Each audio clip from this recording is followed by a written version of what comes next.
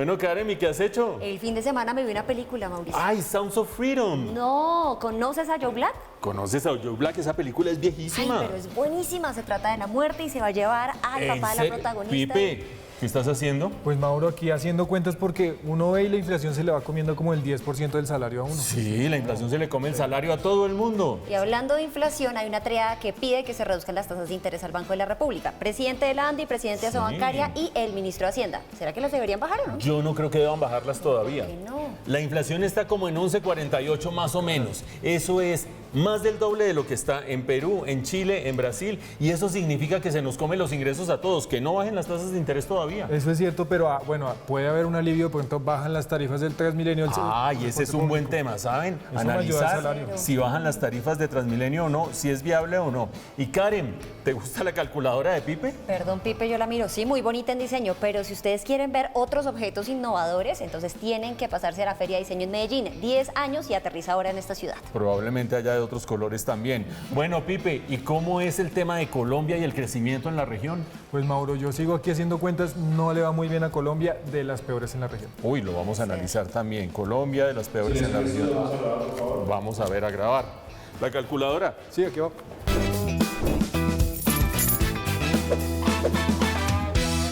En los últimos días, la conversación ha estado candente alrededor de una propuesta que lanzó el presidente Gustavo Petro con relación al transporte público. Ya hay varias reacciones al respecto, pero aquí en Impacto Económico lo vamos a profundizar. Mauricio, ¿qué está pasando? Pues Karen, efectivamente, la idea que lanzó en el fin de semana pasado el presidente Petro sobre varios sistemas de transporte público de las ciudades de Colombia, ustedes ven ahí en Bogotá, ahí en Medellín el Metroplus, el mío de Cali, etcétera, etcétera, Pereira, Barranquilla, Bucaramanga, es una propuesta que tiene al país pensando. ¿Qué dijo exactamente el presidente Petro? En su tuit el día sábado dijo: una idea para las ciudades con transporte público masivo. Y si pagáramos a través de una pequeña cuota en la factura de la luz el transporte público cada mes y nos diera derecho a subirnos en cualquier bus todos los días y durante el tiempo que sea, esa es la idea general que lanzó el presidente Petro. Todavía falta de detalles, pero dejó pensando a todo el mundo, Pipe. Pues Mauro, realmente a mí me gusta la propuesta, pero ¿qué efectos puede tener? Pues el mismo presidente Petro en el desarrollo de su mensaje dijo algunas de esas cosas. En primer lugar, sería un subsidio para los menos pudientes. Efectivamente, los que más usan el transporte público masivo son los menos pudientes y ahí habría un elemento redistributivo si se diera ese subsidio. En segundo lugar, no más colados. Ese argumento a mí me parece medio chimbo, porque es como decir que vamos a luchar contra la evasión de impuestos no cobrando impuestos, pero también está ese argumento sobre la mesa. En tercer lugar, estaciones más fluidas, porque desaparecerían esos aparatosos torniquetes que parecen diseñados quién sabe por quién. Y cuarto, no más déficit del sistema. Hoy en día el sistema arrastra un déficit superior a los 5 billones de pesos y esto ayudaría a resolverlo de alguna manera. Pues Mauro, la verdad es que a mí y a mi bolsillo nos gusta bastante la propuesta, pero esto tiene varias preguntas y hay muchas cosas que hay que trabajarle, ¿no? Sí, señor, la propuesta todavía está muy gaseosa, muy en el aire y lo que ha sucedido esta semana es que ha habido distintos elementos de juicio al respecto. Por ejemplo, ¿es razonable o no es razonable la propuesta? La pregunta básica. En segundo lugar, ¿cuál debe ser la magnitud del subsidio? Hay gente que dice gratuidad total, que sea totalmente gratis. Hay gente que dice no puede ser totalmente gratis porque la gente no valora el servicio y por lo tanto no valora el sistema. En tercer lugar, ¿es financiable o no? Esa es la pregunta clave. ¿De dónde saldría la plata? Y finalmente, ¿quién debe pagar esa plata? Porque en últimas aquí alguien paga la cuenta al final de todo. Para resolver estas y otras preguntas sobre esta discusión que se está teniendo, tenemos con nosotros a un exalcalde de Bogotá que además es experto en transporte masivo.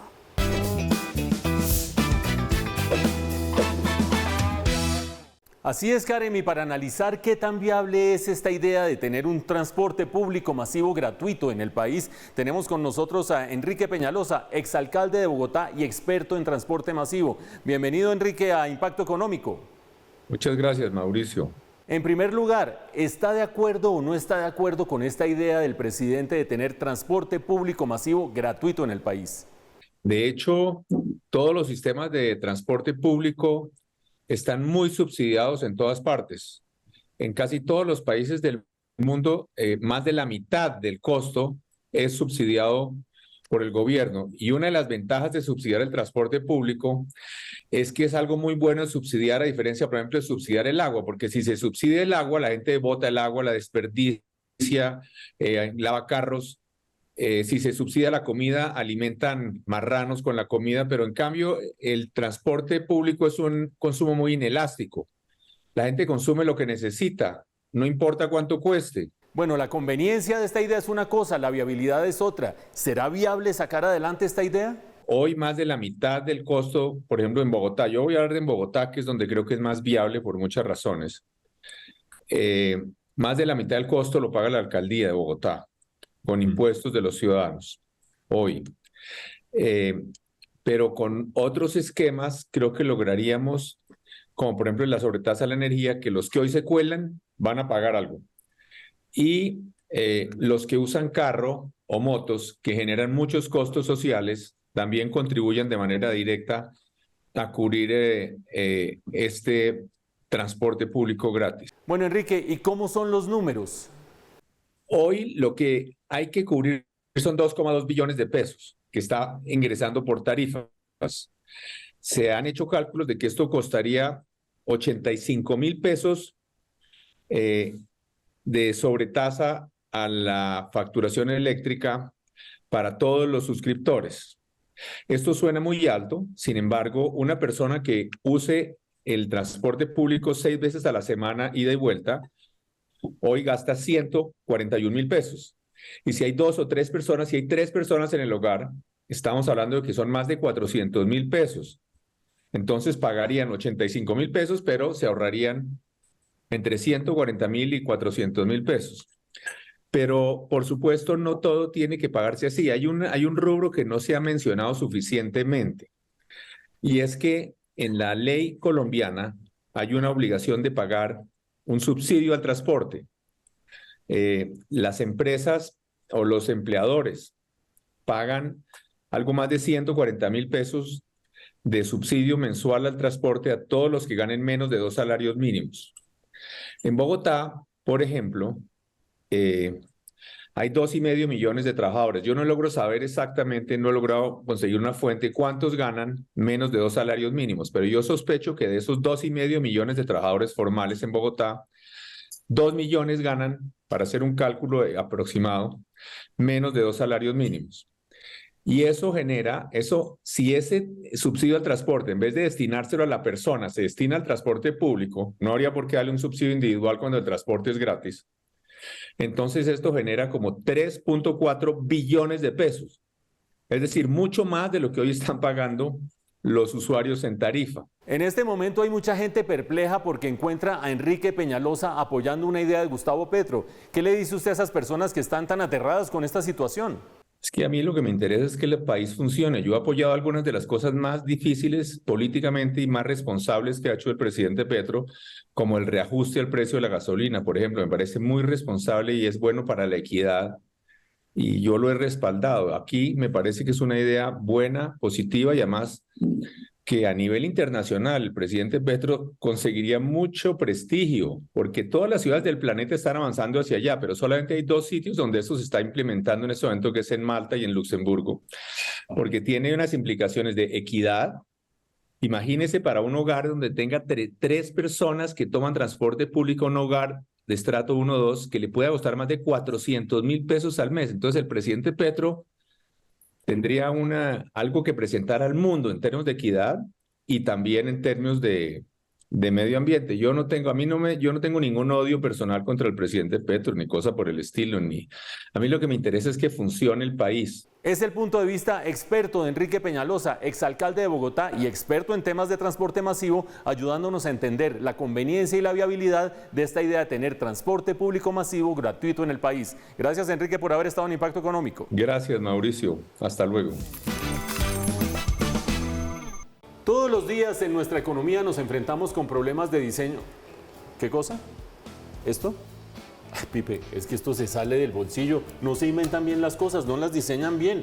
¿Tienes problemas tú con el diseño a veces? Que sí, problemas de diseño todos los días me enfrento en el CIP, en los buses para evitar los colados. Le pusieron las entradas un torniquete así que no lo deja entrar, o no le toca entrar, como así. No, y no hay nadie que piense en esos temas de diseño, ¿no? Bueno, yo no sé si esto vaya a resolver o no los problemas de diseño, pero lo que sí sé es que la Feria del Diseño ya llegó a la ciudad de Medellín, lleva realizándose durante 10 años y justamente es para conversar sobre cómo hacer estas mejoras en este campo tan importante. Llegó la Feria del Diseño, la nota de Karen. ¿Te imaginas contar con un espacio de negocios donde se le dé visibilidad a toda la industria del diseño en Colombia? Y no solo eso, sino que además sirva como el espacio idóneo para mostrar las últimas tendencias del sector y para generar ambientes de networking que fomenten el cierre de negocios que impacten el crecimiento de este amplio mundo creativo. Bueno, este espacio existe y se va a celebrar la próxima semana en Medellín. Es la Feria del Diseño, un espacio que propicia el desarrollo y la promoción de la industria del diseño en nuestro país.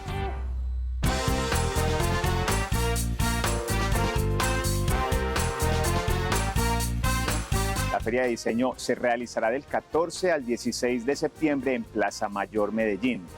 Importante, vamos a contar con más de 250 expositores nacionales e internacionales de diferentes países de Europa, Estados Unidos, Centroamérica y Suramérica, y algo de Asia también, más de 1000 compradores nacionales, 50 compradores internacionales, y algo muy importante es que vamos a tener 25 eventos satélites para llenar la ciudad en torno al diseño. La Feria de Diseño ya lleva 10 años desarrollándose y durante este tiempo han participado más de 760 marcas de más de 21 países y también ha acogido a más de 125.000 visitantes que se han enriquecido con la transmisión de conocimiento que se comparte por medio de conferencias y talleres. Se enfocan en el mundo mobiliario, el interiorismo, los acabados, la arquitectura, la iluminación y el arte. Este año, la Feria de Diseño busca brindar un espacio para ampliar los conocimientos y las oportunidades de negocios, a través del debate, las tendencias y los grandes líderes del sector, además de un nuevo espacio que trae la feria llamado Business Day. ¿Qué es el Business Day? Es una rueda de negocios que se llevará a cabo el viernes 15 de septiembre y que reunirá a más de 100 marcas que podrán conectar citas con compradores y cerrar ventas, compradores nacionales e internacionales. En este espacio, los tomadores de decisiones más importantes, así como los líderes empresariales, podrán hablar y cerrar acuerdos comerciales, tanto nacionales como internacionales, con diferentes firmas arquitectónicas de diseño. Por otro lado, además de contar con estos espacios, este año la feria tendrá como invitado a uno de los grandes exponentes del diseño en el mundo, Karim Rashid. Con Karim Rashid tenemos una larga relación, comenzó en el año 2018, en la primera participación en la Feria de Diseño, en esa conferencia que él lideró, tuvimos 1.200 asistentes. Es un gran líder para las nuevas generaciones, lleva muchísimos años en la industria y lo vamos a tener nuevamente en la celebración de los 10 años. Y decidimos volver a contar con él porque definitivamente es un gran referente en la industria y es una inspiración para nuestros visitantes. Contar con espacios como la Feria del Diseño en el país tiene un papel relevante en la promoción de la cultura, de la economía creativa y también de la identidad nacional, gracias al apoyo que reciben por medio de estas plataformas los talentos locales para destacar profesionalmente a nivel internacional.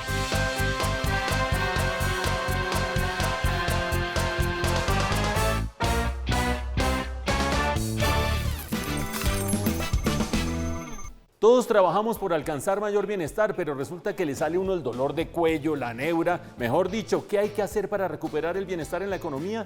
No se pierda nuestra entrevista con Gaby Meneses, co-creadora de la Wellbeing Summit, que tendrá lugar en estos días en Bogotá.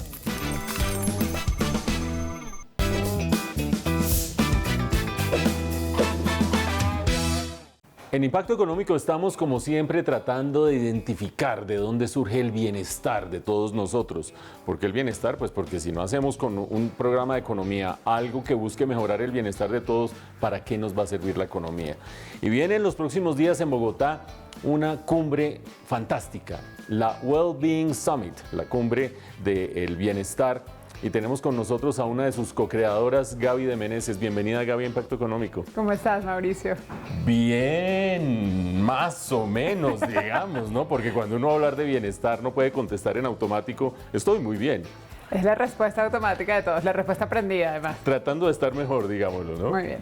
Bueno, cuando uno oye la cumbre del bienestar, la Wellbeing Summit, que va a tener lugar entre el 13 y el 16 de septiembre en la ciudad de Bogotá, lo primero que se me viene a mí a la mente es, bueno, aquí vamos a tener meditación, vamos a tener un poco de yoga, vamos a tener alimentación sana y vamos a hacer unas asanas.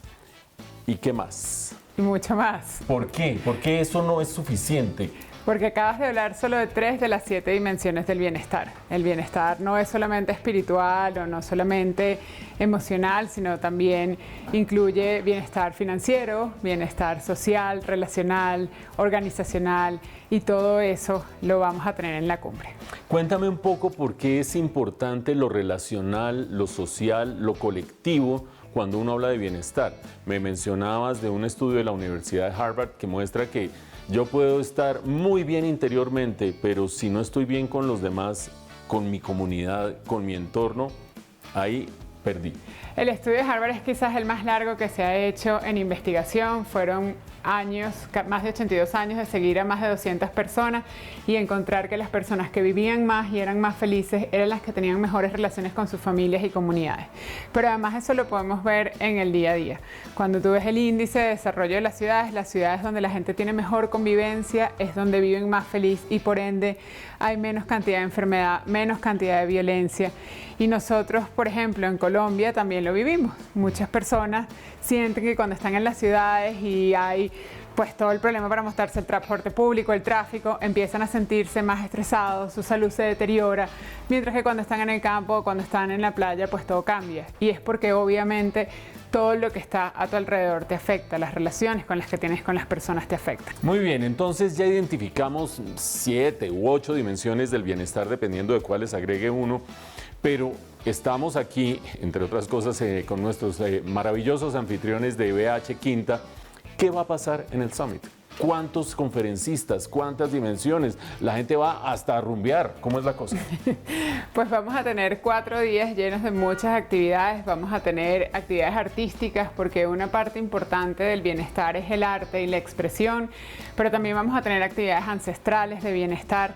En América Latina tenemos una tradición y una sabiduría que poco queremos entender. Las comunidades indígenas, las comunidades afroamericanas tienen mucha sabiduría y la van a compartir con nosotros por primera vez. Los maestros sabedores salen de su comunidad a traernos esas experiencias de bienestar. Vamos a tener también neurocientíficos, especialistas en distintas áreas de desarrollo, incluso desarrollo financiero, emprendedores, analistas. Pero también obviamente vamos a tener maestros de yoga, de meditación, porque una cosa no existe sin la otra. El yoga lo pueden haber frivolizado, pero es una tradición ancestral de miles de años que cuando realmente la practicas entendiendo con conciencia lo que haces puede cambiar tu vida, así como muchas otras prácticas. Entonces estas prácticas las vamos a poder hacer, pero también vamos a entender qué significan para nosotros. Gaby, esta cumbre, la Wellbeing Summit, no solamente se desarrolla en Colombia, porque, entre otras cosas, si es tan importante la dimensión colectiva, es clave que esto tenga el mayor alcance posible. ¿Dónde nació? ¿Dónde más se hace? ¿Qué viene después? Ustedes son un movimiento que tiene alcances globales.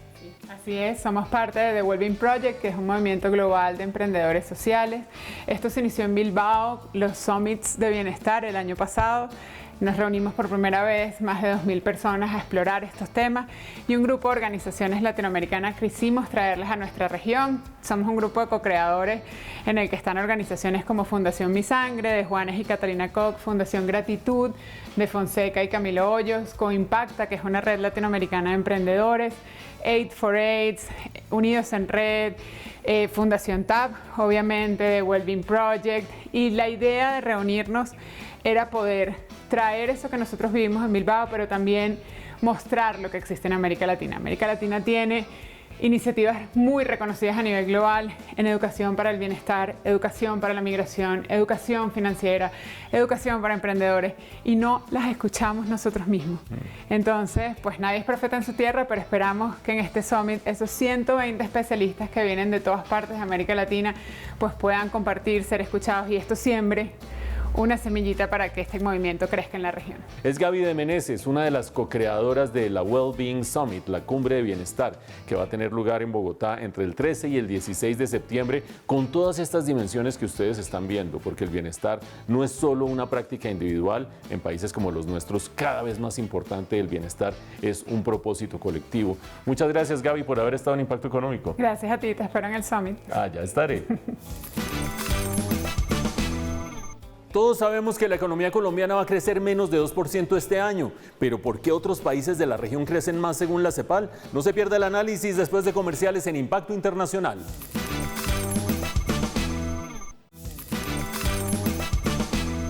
Ya tenemos las cifras más recientes de crecimiento económico para América Latina por cuenta de la CEPAL y por supuesto en Impacto Internacional teníamos que revisar cómo le fue a Colombia. Mauricio, esa es la pregunta que vamos a resolver hoy. Pues Karen, veamos el bosque, veamos el mapa completo para encontrar dos cosas. La primera, el crecimiento de Colombia, que es la barra azul, es de 1,2% según la CEPAL. Más o menos lo mismo que hemos discutido en este programa, que hemos dicho que va a crecer 1,5%. Ahí no hay sorpresas.